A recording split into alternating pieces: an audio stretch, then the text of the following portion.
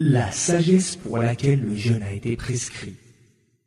Allah a prescrit le jeûne en vertu de nombreux motifs sages et pour de multiples avantages ayant trait à la vie terrestre et à l'au-delà, au nombre desquels, premièrement, acquérir la piété, la crainte d'Allah. En effet, c'est une pratique d'adoration avec laquelle le serviteur s'approche de son Seigneur, puisque pour lui plaire, il délaisse les choses qu'il aime, il domine ses désirs, se disciplinant grâce à la foi et à la conscience qu'il a qu'Allah le Très-Haut le surveille en tout lieu et à chaque instant au cours de sa vie privée ou publique.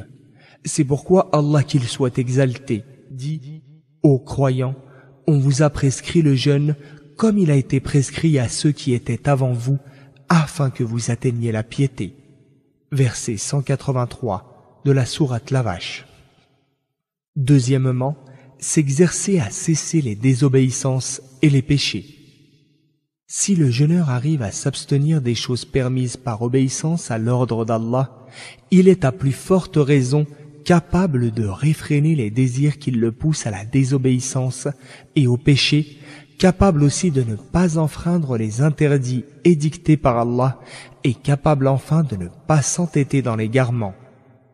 Le prophète, paix et salut d'Allah sur lui, a dit « Celui qui ne cesse le mensonge dans les paroles et les actes, qu'il sache qu'Allah n'a pas besoin qu'il abandonne sa nourriture et sa boisson. » Hadith rapporté par Al-Bukhari.